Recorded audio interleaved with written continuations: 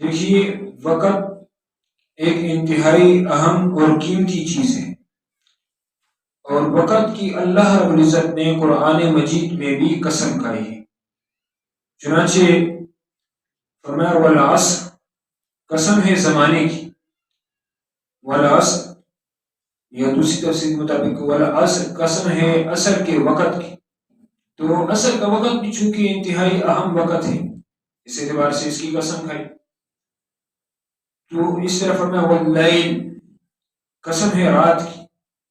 تو اللہ رب العزت نے جا بجا وقت کی قسمیں کھائی، اور قسم جو ہے تو وہ اہم چیز کی ہی اٹھائی جاتی ہے، جو اس بات کا تعین کرتی ہے کہ وقت یہ سب سے اہم چیز ہے۔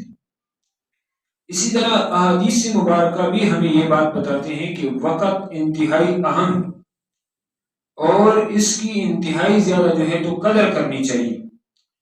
چنانچہ نبی علیہ السلام نے دو زمانوں کے آپس میں جو ہے تقابل کیا، اور یہ بات ہمیں سمجھائی ہے کہ دیکھیں، جو زمانہ افضل ہے اس کو آپ غنیمت سمجھیں، جو زمانہ افضل ہے اس کو غنیمت سمجھیں۔ دیکھیں، نبی علیہ السلام نے ارشاد فرمایا، ابن عباس رضی اللہ تعالیٰ عنہ سے روایت ہے، قال رسول اللہ صلی اللہ علیہ وسلم لرجل، نبی پاک صلی اللہ علیہ وسلم نے ایک آدمی سے کہا، وَهُوَ يَعِظُهُ، اس حال میں کہ وہ جو ہے تو واعظ و نصیحت کر رہے تھے، اغتنم خمسا قبل خمس، پانچ چیزوں کو پانچ چیزوں سے پہلے غنیمت سمجھو، پانچ چیزوں کو پانچ چیزوں سے قبل غنیمت سمجھو۔ وہ پانچ چیزیں کیا ہیں؟ فرمایا شباب کا، اپنی جوانی کو، قبل حرم، اپنے بڑھاپے آنے سے قبل، کیونکہ شباب جوانی ایک طاقت کا جو ہے تو زمانہ ہے، اور انسان اس وقت میں وہ عبادات کر سکتا ہے جو بڑھاپے کے عمر میں پہنچ کر پھر وہ جو ہے تو انسان سے رہ جاتی ہے، اور انسان ان کو نہیں کر سکتا۔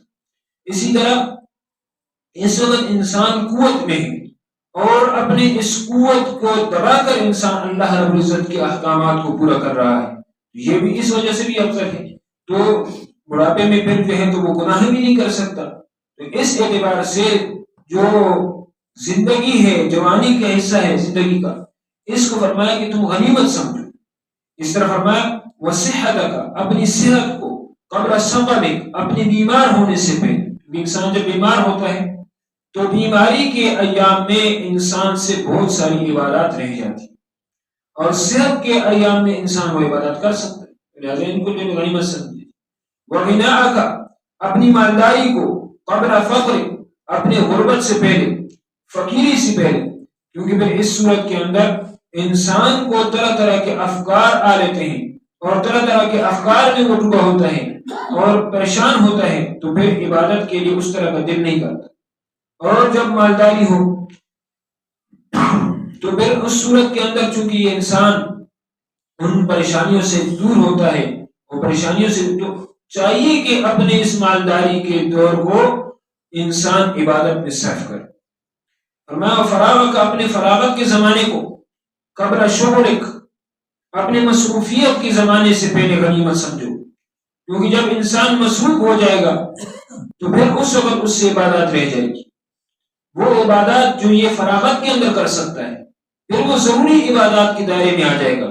صرف جو ضروری فرائض ہیں وہ پڑھ لیے، معمولی وظائف کر لی، لیکن فراغت کا زمانہ، اس فراغت کے زمانے کے اندر انسان بہت کچھ کر سکتا ہے۔ تو اس لیے اپنے فراغت کے زمانے کو انسان کو چاہیے کہ وہ اس کو جو ہے تو غنیمت سمجھے۔ وہ حیاتک، اپنی زندگی کو، قبل موتک، اپنے مرنے سے پہلے، کیونکہ موت کے بعد تو اعمال کا دروازہ بند ہو گیا، اب انسان اعمال نہیں کر سکتا، اب انسان اعمال نہیں کر سکتا۔